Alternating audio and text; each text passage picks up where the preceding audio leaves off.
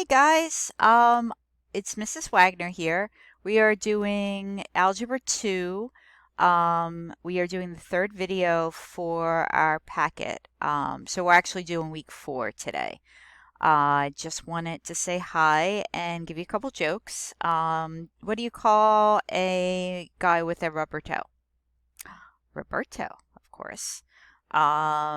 Did you hear any construction jokes? I was trying to think of a good construction joke, but I'm still working on that. Alrighty, so we're gonna go back up here, and we are on week 2 now of trigonometry, or week 4 if you want to think of it that way. Okay, so we're on that.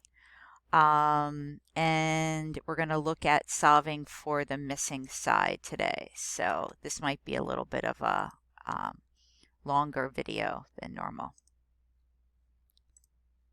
Okay.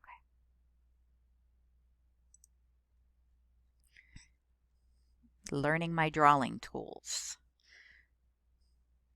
So we're up here and we're talking about taking a trig function of an angle. So the angle is the input today and the output is the answer that we get, which is a decimal. You can use your calculator on your phone, but I think it's best to use the Desmos. So here's the Desmos. I've been using it. And this is what it looks like. And that's the easiest, most accurate one. Don't use the one on Google. It doesn't work right. So go ahead and use Desmos. So to find the sine of 27, we just need to go ahead and click on sine. And if it's on your phone, you just hit sine and you hit 27 and then you can hit enter. And that gives you a decimal. So when we get the decimal, I do want you to round it to 2 places. So what does that mean? Well, then you're going to look at this number here, and if that number is 5 or higher, then you're going to move this number up. But since it's 3, we're going to leave it 0.45. So that's my answer. The other thing you have to be careful of is that you're on degrees. So you can see right here, I have degrees or radians. So degrees is where we want to be. Radians is probably not something we're going to cover this year, but it is another thing that we use for trig. It's another form of measurement.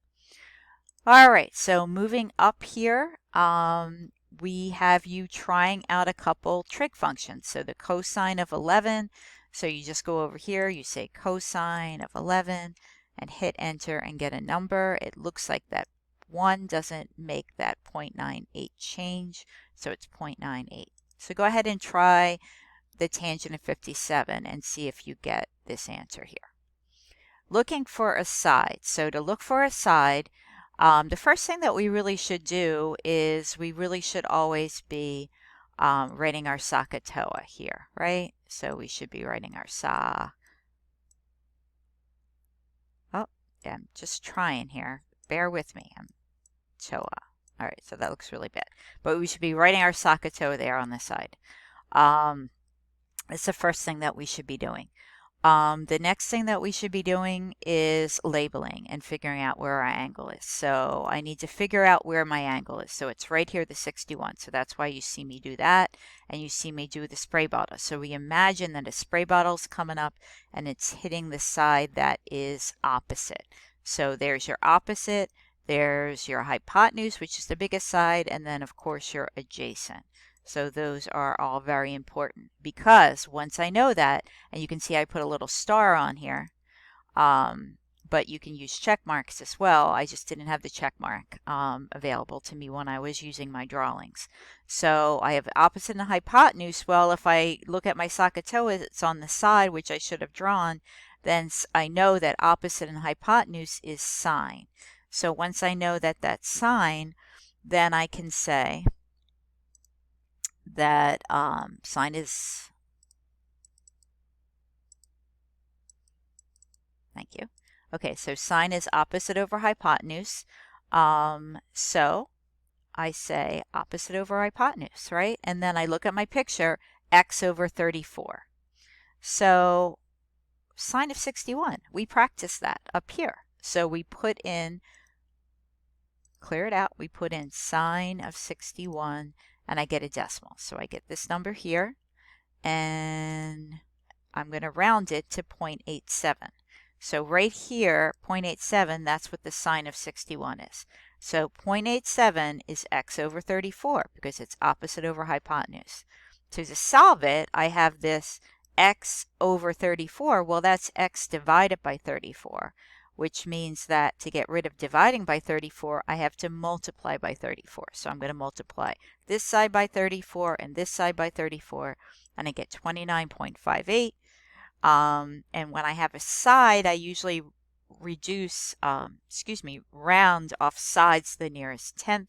So since that's an 8, I'm going to make that 29.6.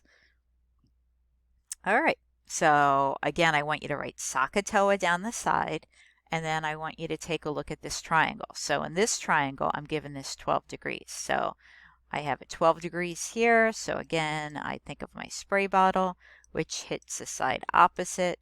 And then I have a hypotenuse here and adjacent. So I didn't even write the hypotenuse because the adjacent's the only one I care about. So what trig function uses the adjacent and the hypotenuse? Well, tan. Okay, so the tangent of 12 degrees, because it's always the tangent of an angle, that'll go away in a second, is opposite over adjacent. So it's 33 over x. So I am going to do a switcheroo here. So let's do switcheroo. Can I write it the best I can? Switcheroo. Remember switcheroo? Way back when?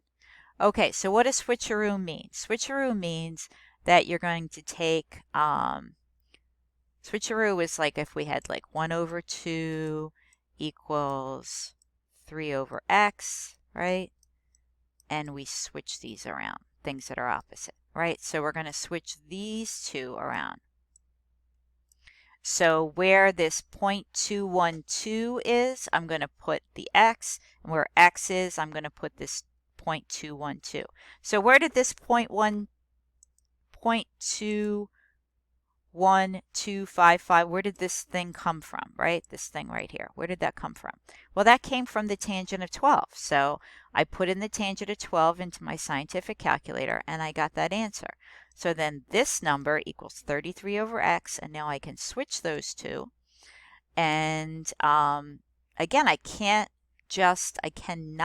right, not multiply by 33 to get rid of it. I have to do the switcheroo. So I'm going to do the switcheroo, and I'm going to actually put into my calculator, probably the easiest thing for me to do once I realize what I have to do is 33, and then I'm going to do my division sign. And if I come back up, I could just put the tangent of 12 right in there. Tangent, so 33 divided by tangent of 12, right? And that gives me 155. So that's probably the easiest, quickest way for me to just throw that right in there. But I could also do 33 times the decimal. So it gives me this 25. Well, the 5 tells me to round it up, so it's 155.3 for that. Itchy all of a sudden. So the number might seem really big when I look at it, but there's actually a reason for that. It turns out that the side across from an angle is proportional to its size with the sides. Let me make that sound a little bit better. So the bigger the angle, the bigger the side across. So since that's 12, that's a tiny, tiny angle. So this 33 is pretty small compared to what this is. So if I figure out what this extra angle is, which is 78, that's a lot bigger than 12. How did I figure out that 78? 3 angles of a triangle add up to be 180. So I could do 90 plus 12 and then subtract it by 180, and that's how I get that 78 degrees right there. Okay, so I'm just letting you think in case you looked at that and said, wow, that's really big. How can that side be that big? And it's because the smaller the angle, the smaller the side. And the larger the angle, or the bigger the angle, the bigger the side. Okay, so let's do a couple more examples here. We're already 10 minutes in. So when I take a look at this, again, if I use my drawing tools, you can figure out the opposite. And you realize in this case that it's really the adjacent and the hypotenuse that you're given, which is cosine. So cosine is going to be adjacent over hypotenuse. And adjacent over hypotenuse is x over 25. Well, when I look at that, I can see, well, I have to multiply by 25 here. So this is not a switcheroo. I multiply, and when I do that, I get 14.69, which is about 14.7. And then we try one more where we have a switcheroo of an example where you're given this 71. I'm sorry, this picture looks a little wonky compared to the others. But sometimes that happens when I'm trying to do a lot of different drawings. So across from the 71 is the opposite, and we have an x that's a hypotenuse. So opposite and hypotenuse are the two things that I have. You can see I have my stars. So that is sine. So because this is where the x is in the bottom, I cannot multiply by 18. So I have to do the switcheroo. So it's going to be this 0.95518 equals 18 over x, or x equals 18 over 0.955. Again, it's easier to just put it in this way. 18 divided by, and I'm going to come over to see this. Okay, so what do I have here? I have no idea why I have the cosine of 54. That should be the sine of 61. So obviously I made a mistake there. And this belongs here. Okay, so let me just make sure that is correct. The sine is 71. And I actually did this. Well, I wouldn't have checked that though, because, okay. So that 0.955 is correct on there. What was wrong was that second line, but everything else is good.